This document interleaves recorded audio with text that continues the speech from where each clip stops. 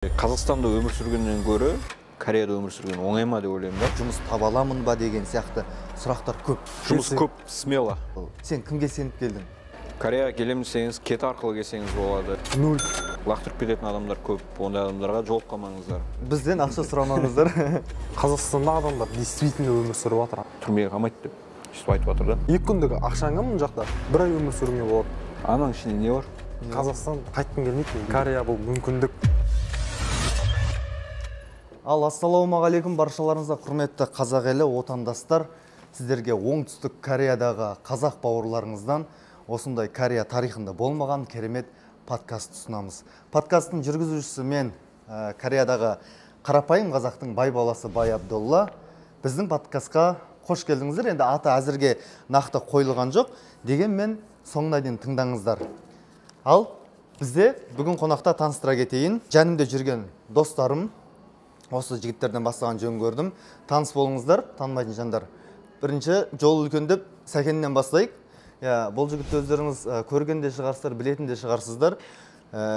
Көптің мәселелерін шешіп жүрген, Қазақстаннан Кореяға келем деген жандардың жалпы Кета деген платформадан көбісін жаңағындай одобрение алып беріп. Ал қош келдіңіз әке. Қош көрдік. Жалпы қуаныштымыз, ашып жатқан жаңа қадамың құтты болсын. Тезірек атып қояйық. Бай подкаст дейміз ба, тағы неден жаңа? Байып кет дейміз ба? Байып кет дейміз ба, тезірек қояйық та.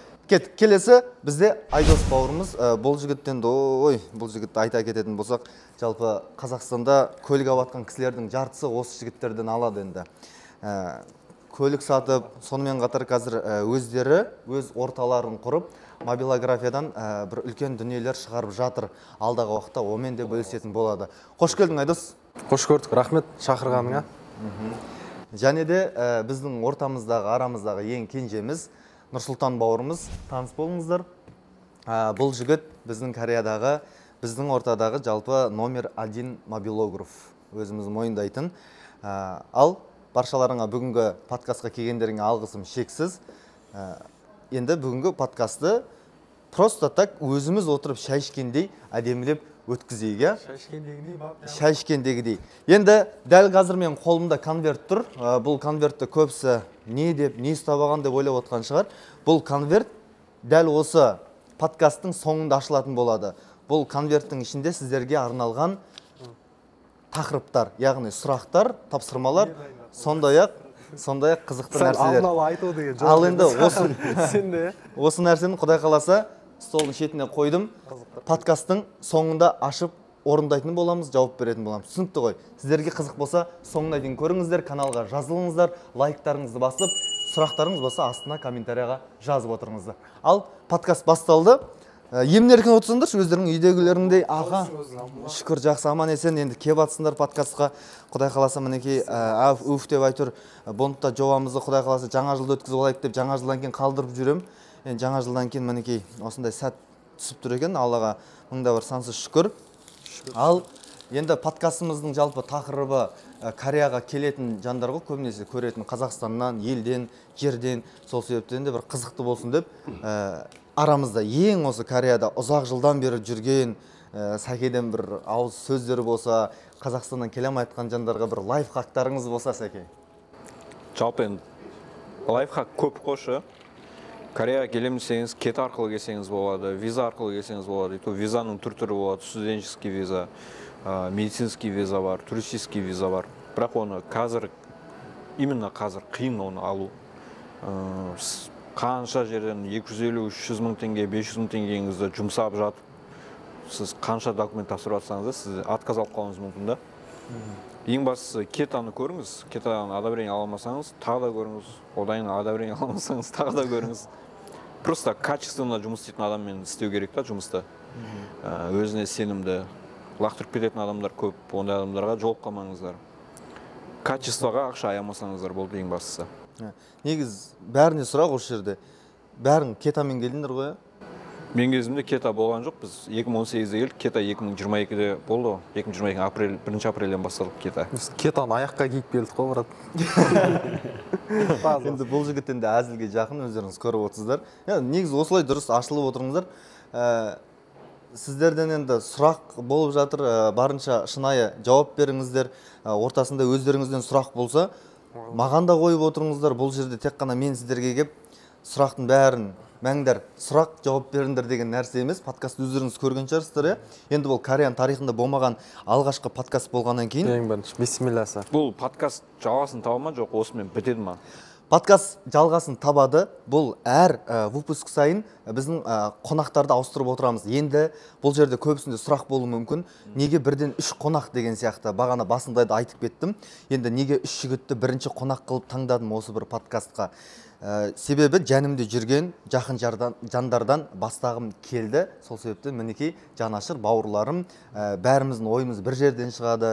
Әр кезде, әр қашанда қолдауларын беріп отырады. Алдында Айдос, Сәке, Нұрсұлтан бауырымыздар бәріміз осылай бас қосып отырып, жаңа жылды ұйымдастырып, жаңа жылды өткізіп алдық. Сол туралы әңгіме айтыңдар. Жалпы ешкім таласы жоқ шығар деп ойлаймын. Бірінші біз шақырғанға. Құдай қаласа, енді келесі выпусктарда басқа да қонақтар болады. Ол қонақтар бізде жасырын болуы әбден мүмкін. Жоқ, қазақша болғаны ең әдемісі да. Сосын өзіміздің таныс адамның істеп жатқаны қуантады да. Екіншіден. Солна алға не болса да жалғасын тапсын. Жалпы өздеріңде қандай мнение, қандай ощущение, енді бұндай подкаст күнде беріп жатқан жоқсыңдар ғой? Жоқ, мен сұрайшы. Жаңа жыл дедің ғой бағана ше. Сол. Жаңа жыл қалай ойлайсың, барлығы ести алды ма? Жоқ, естімегендер бар сияқты. Ұнағаны точно, келген адамдарға ұнағаны мен сенімдімін да. Бірақ барлық қазақ, осы Кореяда жүрген қазақтар ести алды деп ойлайсың. Естігендер бар да. Өйткені мен келесі күні далаға шықтым ғой. 1 январь күні сағат кешкі 4-тердің кезінде алдымнан шыққан адамдар, қазақ районында жүрмін ғой. Сол кезде Сәкен қалай өтті, дерсік өткен сияқты басқалардың стористарын көрсем кәдімгі жынымды өтіп жатыр. Бару керек еді. Сенің сторисіңді күттім ғой мен дейді, неғып сторис салмайсың дейді. Мен уақытым болған жоқ, өйткені қызық өтті ғой. Бәріміз де шыны керек, ол кезде бір сторис салатындай қолымыз босамады ғой. Көп адам шақырмайсың ба деп айтты, көбісі. Бару керек еді деп айтты, шақырмайсың ба? Арнайы шақыртумен біз ешкімді шақырмаймыз. Историяда қанша айтып жатырық қой, келіңдер, мынандай билет бағасы деп жіберіп жатырық. Индивидуально әр адамға бүйтіп жіберетін. Жоқ, бағасы негізі біз мысалы VIP билетті мысалы 250 000 воннан қойдық қой. Ол жерде бір көбісі бір ақша таппағаннан емес, көбісі енді шыны керек, қазіргі таңда көп қонды случайлар мысалында қандай жағдай болып қалады екен деп қорқып келмегендер болуы мүмкін.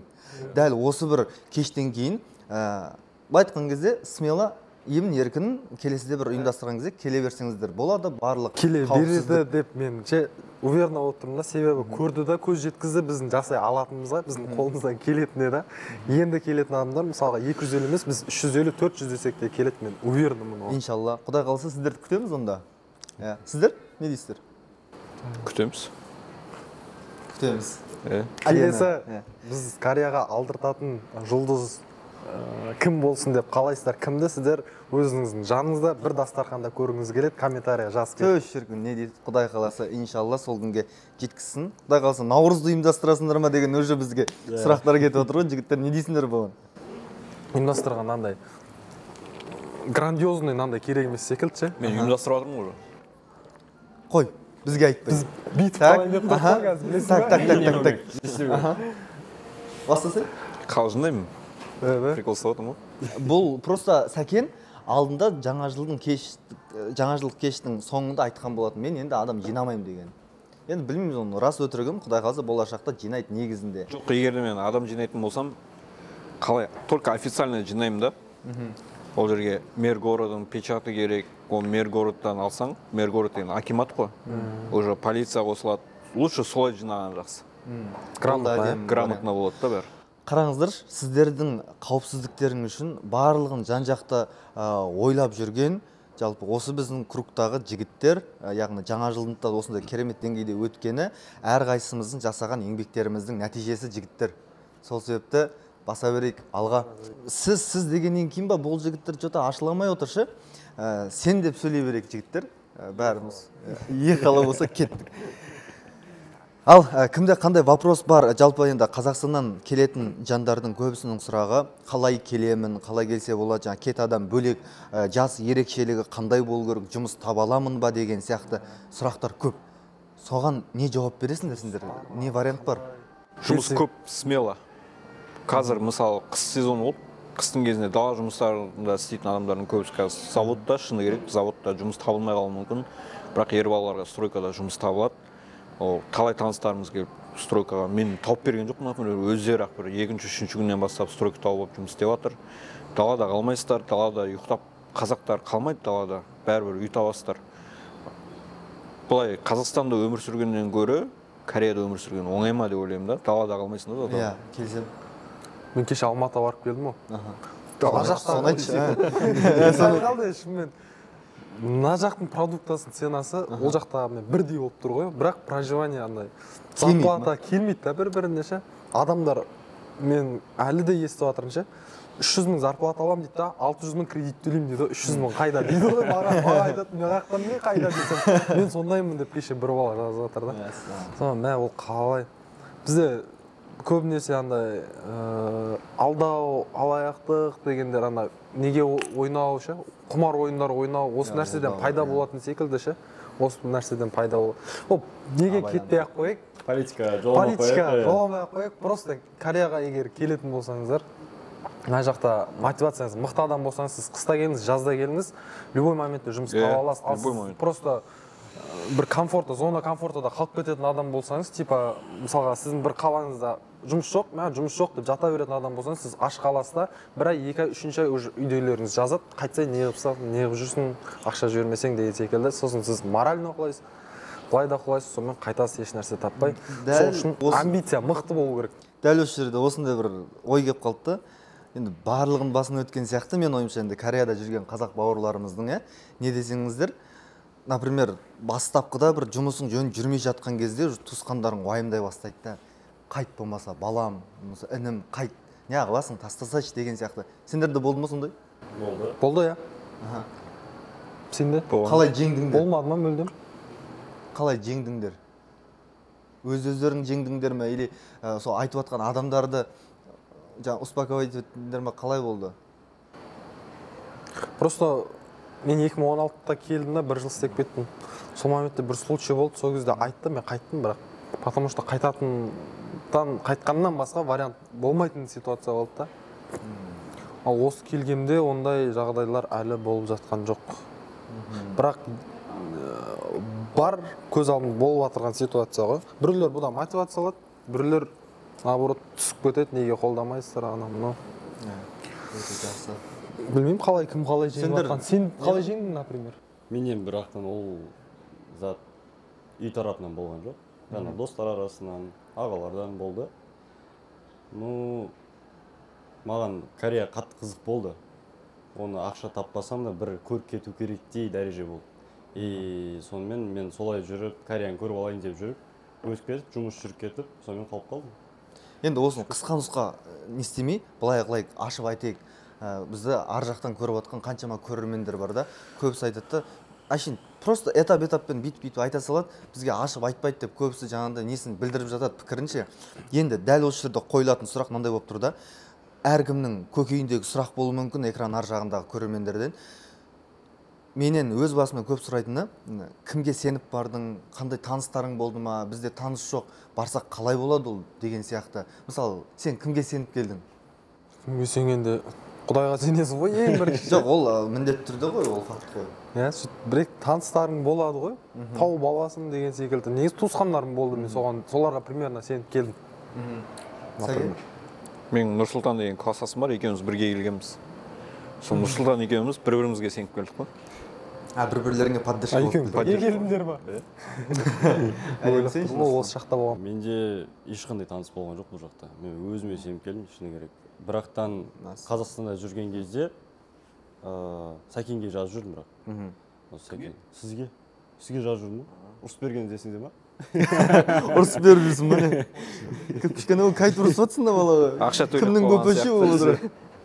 Ақша төлеп қойған сияқты сөйледі да, содан кейін айтқанмын, маған ақша төлеп қойып бердім деп. Сонымен Сәкеннен информация алып жүрдім. Сосын өзім кета толтырып, сонымен келдім. Ешкім болған жоқ. Бірақ қолымда қолмақта ақша болды. Соған тоже сәл уверенность болды. Қолмақта ақша примерно қанша болды? Нақты ашып айтсаңдар, жігіттер. анаяқтағы көрермендерге қанша ақша болды деген бір сұрақ болып тұр ғой примерно. $200. Жоқ, Менде $200 болды. Сенде неше болды келген кезде? 0 0 келді. 0 келді прям қалтам $2,5 ма $3,000 болды. Бәрінен бөлек. $3,000 значит бұл жердегі инсайт бір $3,000 қанша айға өмір сүруге болады Кореяда? Егер жұмыссыз жүргенде негізінде оның $1000 ғана құртасын деп ойлаймын. Өйткені жұмысқа кіріп кетті, даже жұмысқа жаңағыдай бір күн шығып, бір күн шықпай жүрген өзінде де маған ол ақша жеткілікті болды. $1000. Мін, пожалуйста. жұмыссыз жүріп. Иә. Жұмыссыз дегенде жоқ ана арасында 2 күн істеп тұрып жүрдім мен. Енді жалпы сендер өздерің жауап бермей, маған да сұрақтарын қойып отырыңдар. Құр неғылмаңдар енді қонақ екенбіз деп бүйтіп отырсыңдар. Сен кімге сеніп келдің? Сен қай жылы келдің вообще? Неше жыл болды Кореяда жүргеніңе? Мен Кореяда жүргеніме, короче, 1900 деп бастап кетсең. Кореяға мен 2020... Ол кезде 2 Корея бірге толды ғой. Менге ажыраттым ғой соларды деп ше. Әрине қалжың.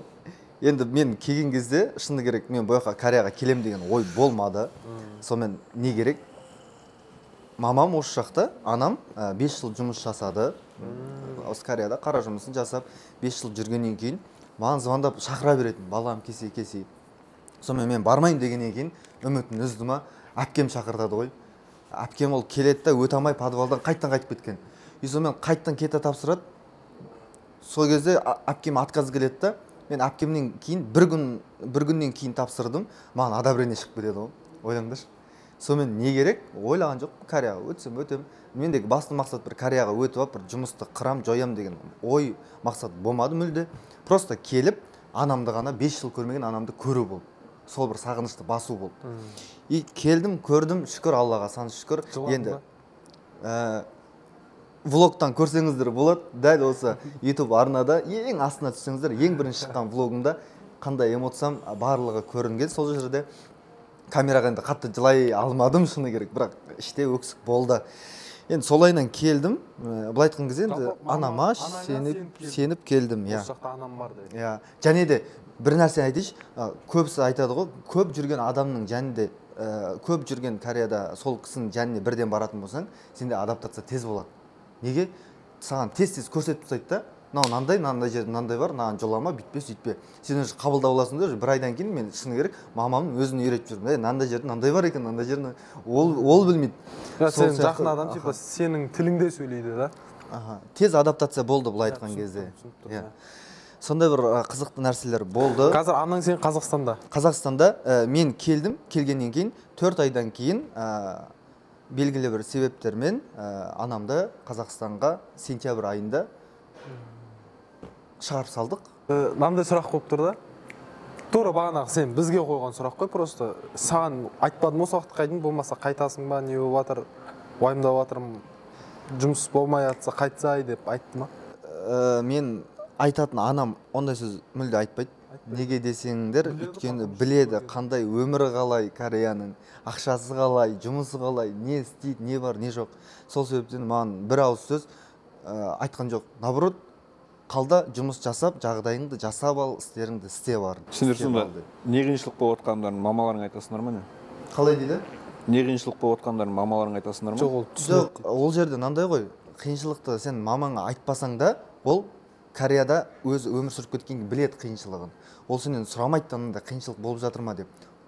Біз айтпасақ та ол біздің көзімізден көріп алады да. Өйткені ананың жүрегі сезеді ғой любой нәрсені. Айтпасаң да, чтобы ол біліп тұрған өзіңді білесің да. Сен айлық табысының неше пайызын үйге жұмсайсың, үйге жібересің? Үйге жібересің ба сен вообще? Иә, бірақ мен қазіргі таңда көп жіберіп жатқан жоқпын. Неге десеңдер, өздерің білесіңдер, көптеген осындай іс-шаралар, одан бөлек жаңағындай авторлық осындай бір проекттер, сондай ашылып жатқаннан кейін жеке брендке қазіргі таңда бүкіл тапқан ақшаның бір 70-80% осындай нәрселерге жұмсалып жатыр. Сол себепті бағалап кетіңіздер. Ал сендер? Біз жібереміз үйге әлі де. Негізінде керек болған жағдайда ғана деген секілді ғой.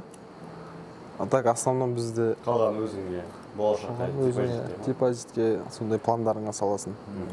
Үйдегілерге былай сұрағанда ғана жоқ былай қысылып жатса ғана беремін да мен. Былай мысалы сұрайды менен. Ер жігіттер сұраса үйден мен бермеймін. Қыз балалар сұраса мен беремін. Ал былай сұрамай жатып, былай жағдайларын біліп жүресің ғой, мынадан сұрап, анау қалай, мынау қалай, болып жатыр ма, жақсы ма, болмай жатыр десе, өзім звондап айтамын, қалай болып жатыр деп ше, керек па, көмек керек па. Ал егер бәрі нормально болса, мен өзімнің неме жинаймын да, болашағыма жинаймын. Болашағыма қатты аламын да, мен кішкентай кезімден уж қатты уайымдаймын да сол жағын ше. Өйткені мен білмеймін қалай біреулердің қиыншылық өмір сүріп жатқандарын көріп, өзімізде қиыншылық өтті бастан. Мысалы менде кейін бала шағам менің өмірімді қайталағанын қаламаймын да мен, қиыншылық болды бізде. Бәріміз сол мақсатпен келген секілдіміз. Сол болашақты солай жасау үшін мен оң солды біреуге бере бермеймін. Біреу қиналып жатыр ма, ер бала өз проблемаңды өзің шеш деп айтамын. Ағам болсын, кім болсын, мысалы көріп отыр. Шындықта ол, мен мысалы қиналып біреуден ақша сұрамағанмын. Еркек табады дейсің ғой. Еркек табады ол не істесе де. Қыз бала енді бұзылып кетпес үшін қыз бала сұраған кезде беру керек та ол міндет. Лайфхак мен де қолданатын нәрсе екен негізі. Оны беру керек. Ең бастысы өздерінің болашақтарында ойлау керек та. Кореяға келген кейін жұмысыңды жасап, өзіңнің карьераң қуғын келсе, сол нәрсені осы бастан түзеп ал, фундаментін жасап ал дегенге. Ол қазір мысалы сендер Кореяда жүрсіңдер, біреу сұрайды, мысалы мамаң сұрайды, папаң сұрайды, андай болып қалды, мынандай болып қалды. Біреудің қателігін сендер жаппау керексіңдер да. Сендер Қазақстанға қайтасыңдар, ол біреудің қателігін жауып, сендер сол ақшаны жұмсап, өздерің ақша жинай алмай қалдыңдар. Қазақстанға қайтқаннан кейін өздерің Қазақстанда не болып жатқанын білесіңдер. Ол қателіктің ақшасын сендер қайтара алмайсыңдар, ол 100%.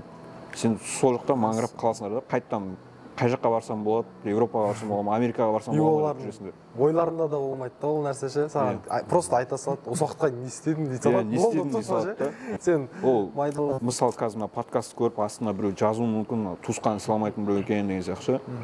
Или мамасын анау мынау кетеді да, по-любому хейт кетеді да. Бірақ қанша дегенмен де өзің болашағыңды ойлау керексің.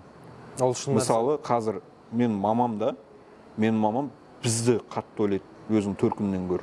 Сенің мамаң да солай ғой, сені қатты ойлайды өзің төркіннен гөр. Сен де солай істеу керексің да, өзіңнің болашақ отбасы, әйел болашағыңды ойлау керексің да, қазірден бастап ойлау керексің. Сол үшін ақша жинайсыңдар ма, өздеріңе жинаңдар. Бағана айттың ғой сен, например ше, сен мысалы біреудің қателігін жаппауың керексің деген сияқты. Бұның барлығы неден басталады? Бұның бәрі қарыз сұраудан басталады ғой. Дұрыс па? Негізі. Дәл осы случай менің алдымда қазір мынандай нәрсе болып тұр да. Қазір көбісі енді Кореяда жүргеннен кейін ақша тауып отыр ғой деп бет алды сұрайтындар бар, кейбіреулер шынымен қысылып тұрып сұрайтындар бар да. Мен көбісіне отказ беремін. Неге?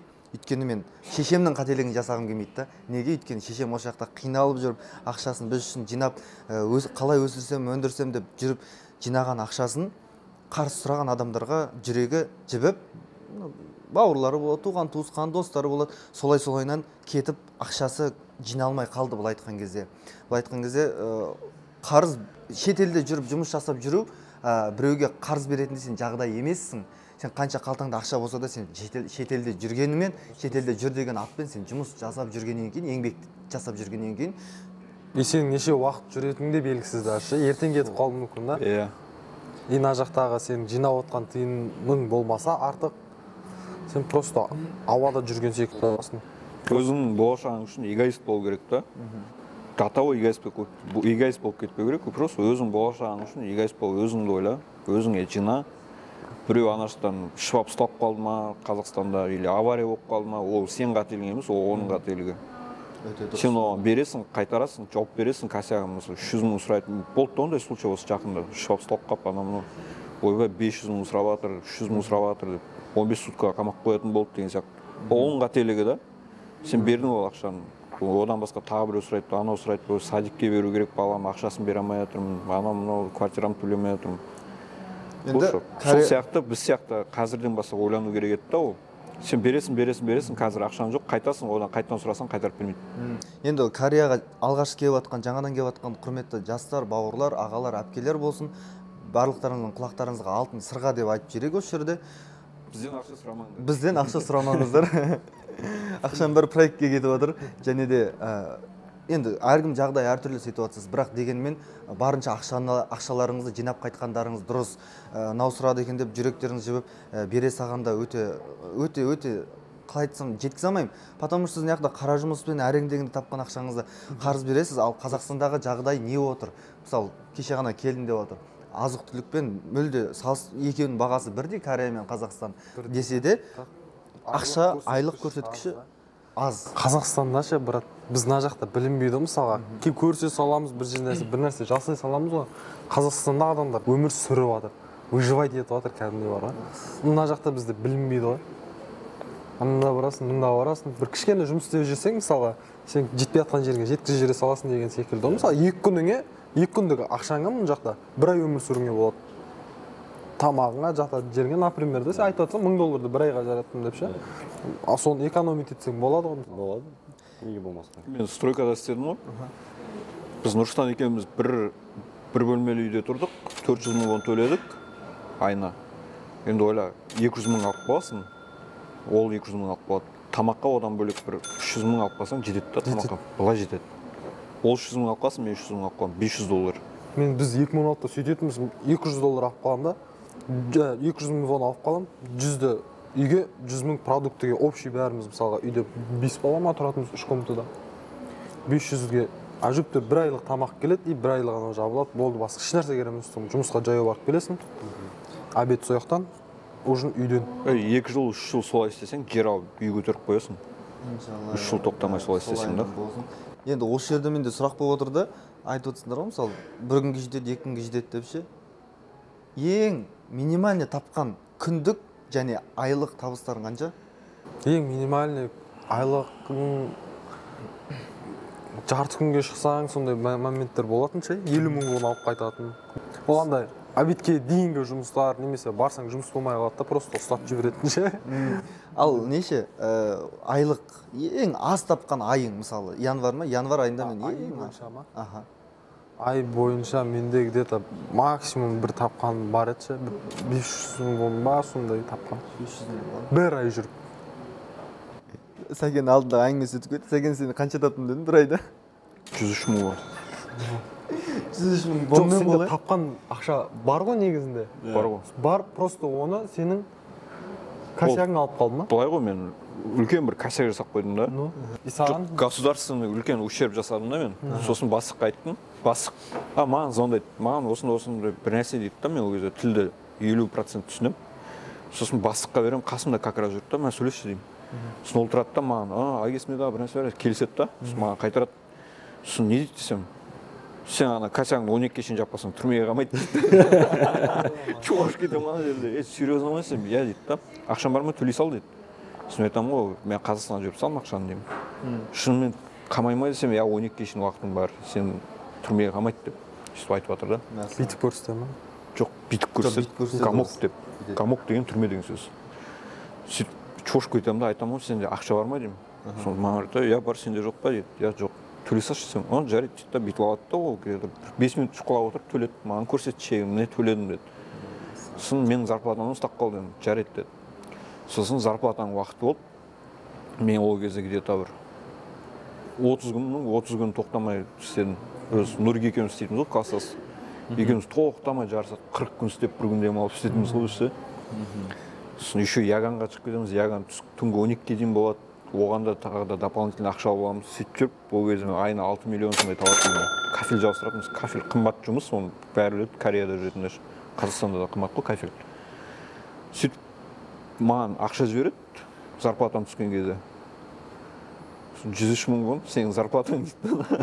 Сол ең аз тапқан сол 103 мың вон. Сол мен 103 мың таптым, сосын қайтып өмір сүрдім. Тағы бір ай күту керек қой саған зарплатаға дейін. Жоқ, менде еще бастықтың картасы болатын. Мен мынандай система алып қойғанмын, бастықтың картасына E9P бар ғой. Соны установить етіп қойғанмын, қазақша ол жерде. Сосын ішіне кіреді да, маған Қазақстанға өзінің карточкасын тіркеп қойған, маған Каспий Голдқа лақтыра салады ол. Ал мен оның картасын қолданып жүре беремін, бензинімді қоямын, үйтемін беремін, тамағымды ішемін, тағы бір нәрсе істеймін, менде нал жоқ қолдашы. Сосын ең соңында ол маған зарплата алатын кезде жібереді. Расходың осынша дейді, сосын қалған осынша дейді. Расходымды минусовать етеді да, қалған Қазақстан карта Каспий Голдқа лақтыра салады. Алған картамен дальше жүре беремін мен ше. Қолда нал жоқ вообще. Сондай система жасап қойған. Сол бір ай ғана сондай сумма шыққан шығар, ал басқа уақыттарда басқа уақытта нормально шықты. Ең жалпы минимальный тапқан несі ғой енді. Енді арамыз үндемей отыр да. Біздің номер 1 мобилографымыз енді қанша тапты, маған интересно отыр. Нұрсұлтан? 102 мың ғой десең. Бір айлық па? Бір айлықты айтайын, өйткені менде айлықтан басталды мобилярка съемка. Осы Кореяда. Кореяда. Ойлаңыздар, Кореяда мобилограф. Ең аз прям тапқан айлығым 1,5 миллион вон болған айына. Бірінші уақыттары. И ары қарай постепенно уже басқаша кетті. Ең аз тапқан 1,5 миллион вон. Сенде қанша болған? Менде Ең аз тапқаның. ең аз тапқаным ше бір 90 мың ба 95 мың вон. Бір айға ма? Жоқ, ол күндігіне. Айына ең аз тапқаным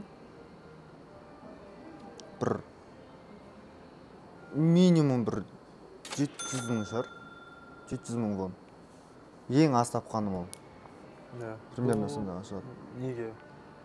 Потому что жұмыс сезонда? Аха, жұмыс бар, жұмыс жоқ. Кейде андай нәрсе болады, Кореяда жүрген көп кісілер түсінеді. Андай жұмыстан шаршайсың ғой кейде. Шаршаған кезде вообще шыққың келмей қалады да. Болды дейсің, ештеңеге назарыңды аудара алмайсың. Просто қыдырғың келе ма, қыдырасың, айтып отыр ғой, ақшасы. Бір күн жұмыс жасайсың, өзің үшін жұмсайсың да ол ақшаны. Жұмсайсың, от душинан жұмсайсың да.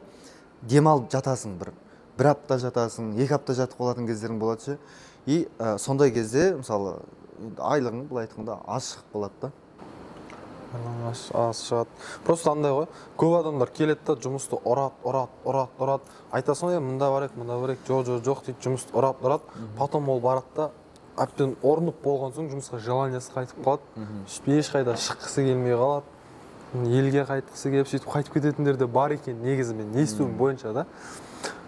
Бұдан көрі андай әдемі секілді, мысалы, ақша табасың өзінде. Примерно бір айда 2,5 миллион вон тапсаң, где-то соның бір 400 мың, 500 мың өзіңе жаратуға стоит деп ше, өзің эмоцияңнан аямай. Просто эмоция алу бұл наркотик секілді да. И сен келесте тағы да бұл эмоцияны алғың келеді да. И сен соған жұмыс жасай бастайсың уже. Сен больше тапқың келеді, немесе осы сумманы тауып, тағы да осы суммаға жетуге жүгіре бересің. И где-то определенный сумманы өзің эмоцияңа жұмсап отырасың. Сол секілді мындай инияң ғой, короче. Жан-жақпен араласыңыз, көріңіз, шығыңыз. Біз мысалға ұйымдастырып жатырық, қанша нәрсе тур ұйымдастырып жатырық, әншілер шақыртып жатырық, ертең подкастқа шақырамыз деген секілді. Иә? Мен шақырам, иә. Көп нәрсе ұйымдастырып жатырық, қалмай келіңіздер, эмоциядан аямаңыздар. Бұл просто сіздің өмірге деген құлшынысыңызды ашады. Біздің жүгіріп жатқанымызда сол бір-бірімен араласынша, ана қазақ балдар бір бұрышта қалып кетпесінше бүйтіп, бір бұрышта жаңа жылды өткізіп қой сол. Жұмысқа желаниясы болмай, елге қайтып кеткеннен гөрі араласып, бүйтіп бір қауым, бір ел болып кетейік деген ой ғой негізінде. Біреулер негативно қабылдайды, мыналар ақша істеп жатыр, анау мынау деп ше. Бірақ шын айта берейін ба жігіттер, біздің ұйымдастырған нәрселерден ешқайсынан бір күшті бір ақша тауып бұндай күшті емес, вообще таппадық қой. Вообще минусқа кірген кездерде бұл өзіміздің қалтамыздан да. Бұл просто бір жерге жиналсыншы, көрсінші, осындай нәрселер бар, мынандай возможность бар деген секілді мақсатта болған возможность бар, чтобы сен эмоция ала аласың, сен мынандай нәрсені де жасай аламыз, немесе жасай аласың деген мақсатта болған. Андай Корея бұл жұмыс істеп қайтатын жер ғана емес, Корея бұл өмір, Корея бұл мүмкіндік. Мүмкіндіктер әлемі. Қалай кетіп жатыр? Сен подкастты құдай қаласа жанымен отырғызып қойма, ана жігіт что-то. Жоқ, қалғанымды келесіде айтамын, менде инсайттар көп та негізінде ше, осындай жерде айтқым келеді да, былай отқанда көп. Иә, дұрыс айтып отыр, біз ұйымдастырған нәрсені басында отырып пайда табайық деп ұйымдастырмаймыз да. Сразу айтамыз, мынадан пайда қалмайды деп ше. Бізге пайда қалмайды. Көреміз ғой, минусқа кетеміз жігіттер деп ше. Пайданы ойламайық деп сразу келісе аламыз да біз. Абырой кетпесін. Абырой кетпесін ең бастысы деп. Соны түскен ақшаны сразу өздеріңізге эмоциямен, подаркымен сөйтіп бөліп тастаймыз ғой. Сосын бар ғой жігіттер, например, көбісі келесіп жұмыс іздейді ғой, бағанағыдай жұмыс бола ма, анандай бола ма деп ше. Мен өз мнениемді айта кетейінші осы жерде. Сіздер Кореяға келген кезде жұмыс іздеп келмеңіздер. Сіздер таныс іздеп келмеңіздер. Сіздер орта іздеп келіңіздер. сіздердің орталарыңыз қандай болады? Келдіңіздер, мысалы, осындай бағанда эмоцияларға толы, ақшаны көп табуға деген желаниясы бешеный, жақсы жұмыстар жасайтын, ләжі болса қара жұмыс емес, барынша мобилограф, сондай-ақ жаңағыдай өзіміздің қазір бизнесте жүрген қаншама қазақ бауырларымыз бар, сол бір жандардың араларынан табылуды ойлап, солайынан келген мақсат өте жақсы болады да. Ортаңды қалыптастырып алсаң, ортаң табылса, сен де соған өрлеп өсуге бір ынталандырады да, былай айтқан кезде. Сүйіктісіңмен, иә, мүмкіндік. Сол себептен де басында мен дегенде орта таппадым, сол себепті армандаса ортасын аштық. Мінекей сол жерден қосылып, мінекей Айдос бауырымызбен таныстық. Сәкенмен де сол армандасайды ашқан кезде таныстым. Нұрсұлтанмен де сол уақытта таныстым, Сәкеннен кейін таныстым, например. Ал қазір бәріміздің ауызбіршілігіміз бір үйіп отқан отбасы сияқты отырмыз. Ей, жандарым әшейін. Рахмет бауырлар. Баршы. Бағанадан бері басталғалы бері сұрақ қоямай отырмын. Айтсайшы. Ананың ішінде не бар?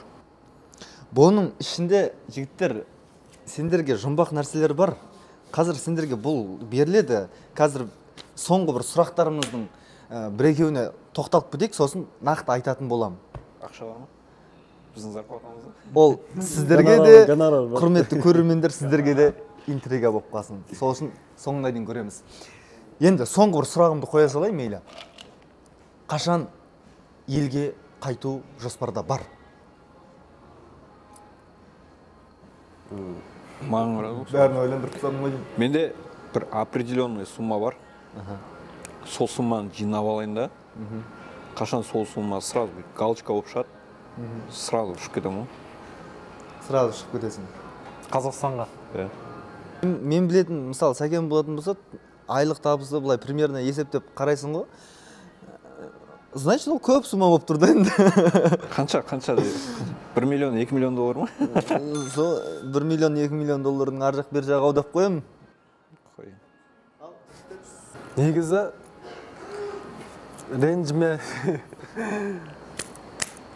ренжи берсін, шынымен өкпе жоқ шығар. Қазақстан қайтқым келмейді мен, действительно ше. Осы жақта жүріп, осылай. Жоқ, ата-анаң, бауырларыңа деген сезімің бөлек көргің келеді да. Дұрыс па? Көру. Ол сағыныш. Мен просто Қазақстанға қайтқым келмейді деген ол нәрсе емес, мен көргім келмейді де емес. Просто Қазақстандағы нәрселерді сол ортада болғым келмейді мен ше. Сол жалпы осы жақта қалып, ақша тауып, осылай жағдай жасап, мын жақта да мысалға өмір демо версия емес қой, қазір біздің кетіп жатқан уақытымыз, бұл біздің өміріміз. Просто егер қайтатын болсам, маған Сырымбек таумен жолыққанымызда алдында бір мәрте Сырымбек тау ағаны күтіп алып, мен бір дастарханда отырып әңгімелескенде, елге қайтатын болсаңдар, жігіттер 2 миллион долларларың болса, елге қайта беріңдер деді да. Енді мотивация 2 миллион доллармен қайтамыз, болмаса осы жақта жүре береміз. Негізі. Менде жауабым сондай. Менде әлі қайтқым жоқ Қазақстанға мүлдем. Осы жақтағы Кореядағы өмір ұнап жатыр. Енді бірақтан да отбасыға деген енді ең қатты сағынатын отбасыны ғана сағынамын, если честно. Басқа мен негізінде ол жақта күтіп отқан ешкім де жоқ шығар, отбасыдан басқа. Шыны керек ше. Алып кетейін десең де тоже барлық туысқанымыз осы жақта ғой деген секілді әңгімелер айтады да, той томалақтың қасында жүре бергілері келеді. Және жігіттер, ешқайсымыз үйленбегенбіз, бойдақпыз да. Мысалы үйден де ей қашан маған айтпай бәсі сөйтсейші. Менсіз просто ешқандай той өтпеуші еді, үйлен тойлар ше. Үйлендім дегенге сенбей жатырмын да. Қалай мен мөлт кеттім деген. Сүйе алдым да қайсай. Кореяда менсіз той. Жоқ, қараңдар енді мысалы ата-аналарымыз үйленіңдер деп қалатын жағдайда, мысалы осы жақта үйленіп, бала шағаларын осы жақта тәрбиелеген ыңғайлы ма сонда сендерге? Ыңғайсыз ғой. Мен мысалы өзім сағындым, мен ауылым сағындым, бауырым сағындым, бауырларым сағындым, мамамды сағындым. Мен өскен фазендам бар, сол фазендамды сағындым. Алматымды сағындым. Елімнің туған жерім, топырағын сағындым да. Ана өлең емес соны. Что-то тансын өлең. Бір штук жусан жеріндерші. Жусан болса деген. Айтпады бала келесің бұл. Бала келмейсіңдер ма? Біреу топырақ сұратып еді менен. Қазақстаннан келетін кісілер, құдай қаласа жусан алып қойыңыздаршы. Хотя бы құрт қазы алып кірамаймыз десеңіздер, жусанды бір фольгаға орап алып келіңіздер. Бір иске болайықшы, төртеуміз отырып ше. Енді шыны керек, бұл жақта бір атқа мінуге де желанияң қатты болады, және де бар мінсең болады, бірақ дегенмен біздің кең жайлауда бір аттың былай айтқан кезде жіберіп қойып, емін еркін шаба алмайсың. Андай бір кайфты енді білмеймін, сөзбен айтып жеткізу мүмкін емес. Қанша наяқта, қанша машина, мысалы, машинамен айналысып жатқан, мысалы, Айдос, Сәкен де машинамен айналысады, мен де машинамен айналысам. Кім? Нұрсұлтан бауырымыз сол машинаның темасындағы ары-бері тірліктерінде жүрді, например. Қандай машина мінсең де, Lamborghini Urus мініп ал, Porsche мініп ал. Сен бір атқа мініп, бейтіп, кең жайлауда шапқандай болмайсың. Мойындайсыңдар ғой. Енді көптің көңілінде тұрған бір осы бір конвертті бөліп берем. Бөліп бергенде бұлай болады. Сенің ойың қандай мысалға? Именно жаңағы өзің үйлену туралы. Осы жақтан ыңғайлы ма, саған Қазақстаннан ыңғайлы ма? Енді оны ақылдасу керек. Бұл бір қазір отырып шеше салатын нәрсе емес сияқты негізінде ше. Ақылдасқанда жоқ, просто сенің ойың да бұл. Шешім қабылдау емес, просто ойың қандай? Нандай болуға болады. Например, сендер енді әлі барғымыз жоқ деген әңгіме айтылғаннан кейін мен сендерден сондай бір сұрақ сұрадым. Қазақ мектепке, жаңағыдай садикке беру, қазақи менталитетпен кішкентай баланың өзінен сондай бір миына сондай бір кішкентайдан бастап фундамент қаланады ғой кішкентайда сәбилерде. Сол себептен сол жақта өсіргім келеді. Садикке дейін болсын, садиктен кейін болсын.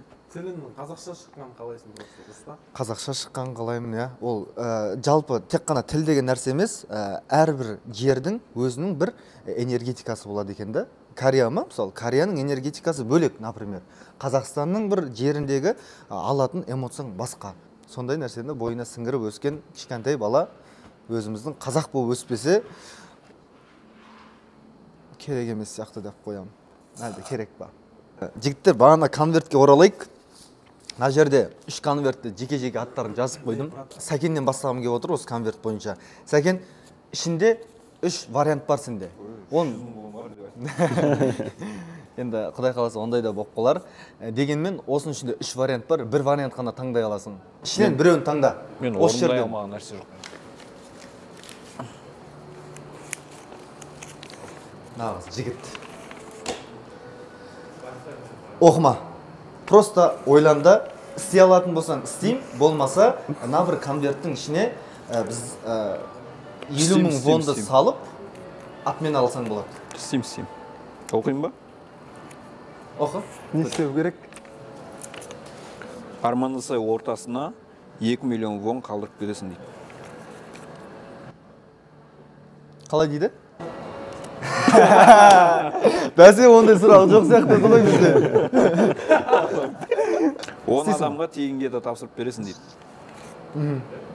Істейсің ғой? Істейм ғой? Енді осы айдың аяғына дейін болмаса, бізге әр жіберген нелерді, кеталарыңды, тапсырған кеталарыңды бізге не қылып жіберсең болады.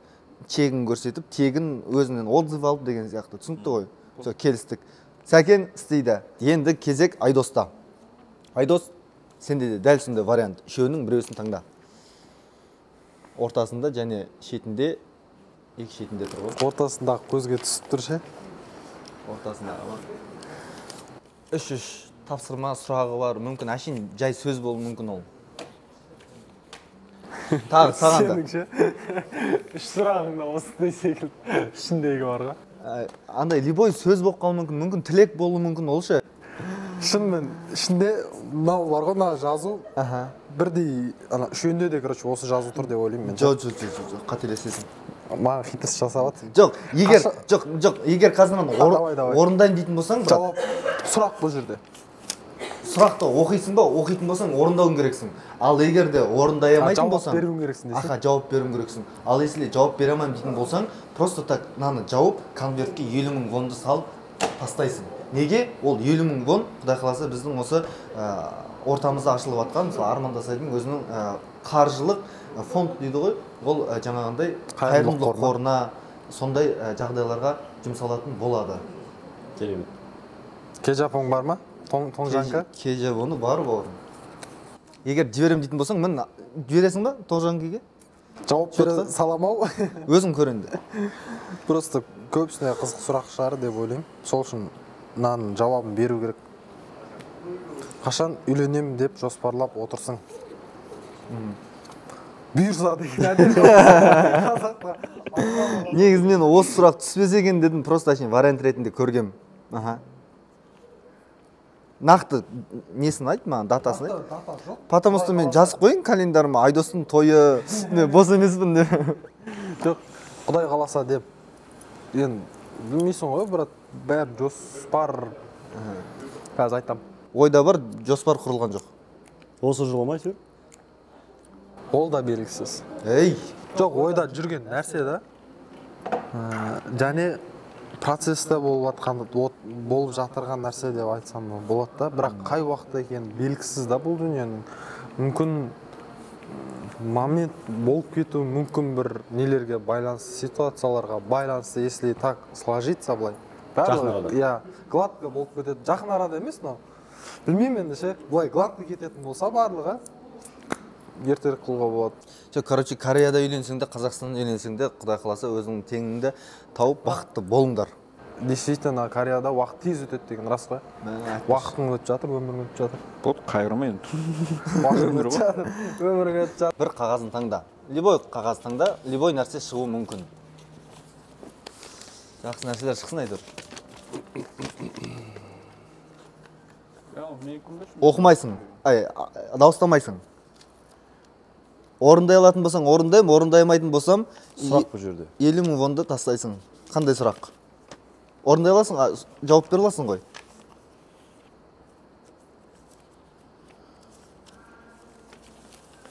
Не сұрақ болды екен? Жауап бере аламын. Давай. Оқимын. Не сұрақ? Аха. Бұл жерде енді Жоқ, жігіттер ішіндегі нәрселерді ашпаңдар, көріңдер. Потому что бұл нәрсе өтті негізі андай не сұрақтар болшы, сендерге чтобы шынай эмоция шығару үшін бұл жерде көрермен сұрағына шынайы жауап, көрермен сұрағына. көрермен әлі бізде сұрақ қойып жатқан жоқ. Иә. Сол себепті алдағы уақытта қойып қалған жағдайда Иә. сенен жауап күтеміз. Иншалла. Иә. Иә. Дәл осылай Құдай қаласа келген қонақтарымызға конвертпен, сұрақпен, мүмкін ішінде ақшада болып қалуы мүмкін, солай ма жігіттер? Иә. Және де сол бір қонақтарымызды мүмкін жасырын түрде шақыртуымыз мүмкін. Өздеріңіздің нелеріңізге байланысты, болмаса кім келсін десеңіз астына жазып кетіңіз. Кореяда тұрып жатқан құрметті отандастар. Сондай-ақ бұл жігіттерді мен бірінші шығарылымға неге шақырдым? Дәл осы бағана ортасында да айтып қалдым. Айдос, Сәкен осы бір адамға жүргізген, жалпы подкаст деген бір адам жүргізетін нәрсе емес. Сұрақ бітеді, одан бөлек жаңағындай әңгіменің төркіні қашып кетеді. Сол себептен жан-жақтан ой бөлісу үшін маған серіктес ретінде Айдос, Сәкенді мен көріп отырмын, және де сендерге бір қолқа саламын. Егер де сендердің келісесіңдер, болмаса халықтың пікіріне қарайлайық. Сіздер не дейсіздер, астына өз пікірлеріңізді жазып кетіңіздер. Халық қалай? Мысалға, давайте үшеуің болып жүргізіңдер деп қоймай жатырса, конечно, брат, сұраныс қой, бұл жерде сұраныс болып жатса. Давайте үшеуміз үш жақтан бірінші подкастта что-то стрёмно өтіп жатыр ғой. Бірінші шығарылым осыменен аяқтайық. Келгендеріңе рахмет. Жасай беріңдер, жайнай беріңдер. Құрметті Оңтүстік Кореяда жүрген бауырлар, отандастар, Қазақстанда жүрген бауырлар, баршаларыңызға Алла жар болсын. Құдай қаласа келесі шығарылымда жолыққанша. О, екеуміз екі түрлі айттық қой. Не деген? Біріміз қатты не деген?